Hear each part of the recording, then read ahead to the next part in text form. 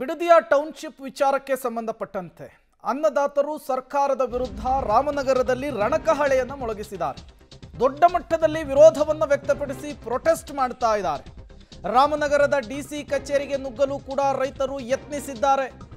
ಬಿಡದಿ ಟೌನ್ಶಿಪ್ನ ವಿಚಾರಕ್ಕೆ ಅನ್ನದಾತರು ಆಕ್ರೋಶವನ್ನು ಹೊರಹಾಕ್ತಾ ಇರುವಂತಹ ರೀತಿ ಇದು. ಕೇವಲ 30 ರೈತರಿಗಷ್ಟೇ ಡಿಸಿ ಭೇಟಿಗೆ ಅವಕಾಶ ಕೊಟ್ಟಿದ್ದಾರೆ. ಇದು ಸರಿಯಾದ ಕ್ರಮವಲ್ಲ. ಎಲ್ಲ ರೈತರ ಜೊತೆಗೂ ಕೂಡ ಮಾತನಾಡಿಸಬೇಕು ಅಂತ ಹೇಳಿ ಈಗ ರೈತರು ದೊಡ್ಡ ಮಟ್ಟದಲ್ಲಿ ಆಗ್ರಹವನ್ನು ವ್ಯಕ್ತಪಡಿಸ್ತಾ ಇದ್ದಾರೆ.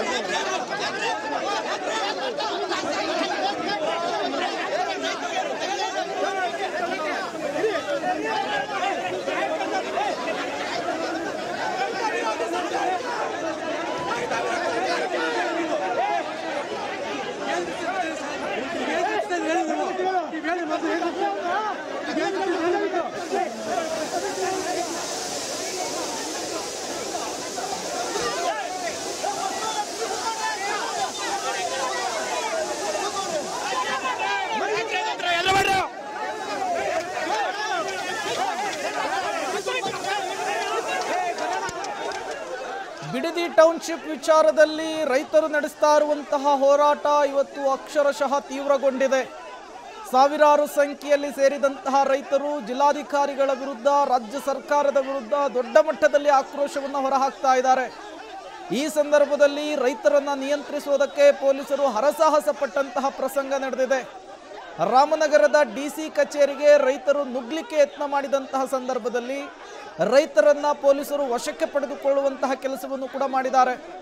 ಈ ಸಂದರ್ಭದಲ್ಲಿಯೇ ರೈತರು ರಸ್ತೆಯಲ್ಲಿ ಮಲಗಿ ಸರ್ಕಾರದ ವಿರುದ್ಧ ದೊಡ್ಡ ಮಟ್ಟದಲ್ಲಿ ಆಕ್ರೋಶವನ್ನು ವ್ಯಕ್ತಪಡಿಸ್ತಾ ಇದ್ದಾರೆ.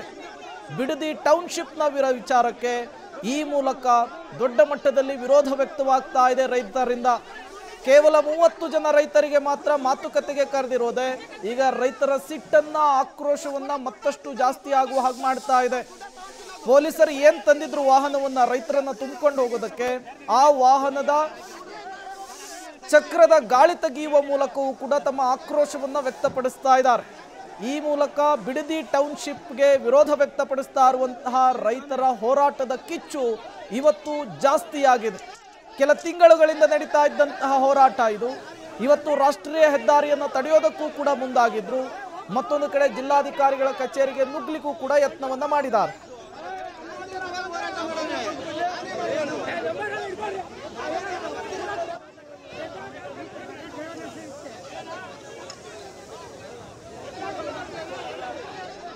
ಮತ್ತಷ್ಟು ಡೀಟೇಲ್ಸ್ ಕೊಡ್ತಾರೆ ವಿನಯ್, ದೂರವಾಣಿ ಸಂಪರ್ಕದಲ್ಲಿ ಜಾಯಿನ್ ಆಗಿದ್ದಾರೆ. ವಿನಯ್, ಕೆಲ ತಿಂಗಳುಗಳಿಂದ ನಡೀತಾ ಇದ್ದಂತಹ ರೈತರ ಹೋರಾಟ ಇವತ್ತು ತೀವ್ರ ಸ್ವರೂಪವನ್ನು ಪಡೆದುಕೊಂಡಿದೆ.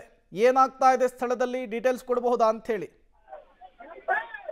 ಏನು ಬಿಡದಿ ಟೌನ್ಶಿಪ್ ವಿರುದ್ಧ ರೈತರ ಹೋರಾಟ ಇದೀಗ ತೀವ್ರಗೊಂಡಿರುವಂತದ್ದು.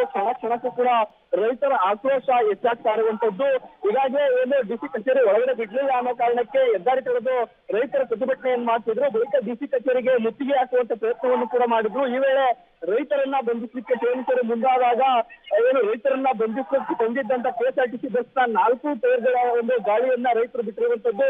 ಯಾವುದೇ ಕಾರಣಕ್ಕೂ ಕೂಡ ಈ ಒಂದು ಸ್ಥಳದಿಂದ ನಾವು ತಿರುವುದಿಲ್ಲ, ಜೊತೆಗೆ ನಮ್ಮ ಭೂಮಿ ನಮ್ಮ ಹಕ್ಕು ಅನ್ನೋ ಒಂದು ಘೋಷಣೆಯನ್ನ ರೈತರು ಕೂಗ್ತಾ ಇರುವಂತದ್ದು. ಜೊತೆಗೆ ಡಿಸಿ ಅವರು ಹೊರಗಡೆ ಬಂದು ಇಲ್ಲೇ ರೈತರ ಸಭೆ ಮಾಡಬೇಕು ಅಂತ ಆಕ್ರೋಶವನ್ನು ವ್ಯಕ್ತಪಡಿಸಿದ್ದಾರೆ.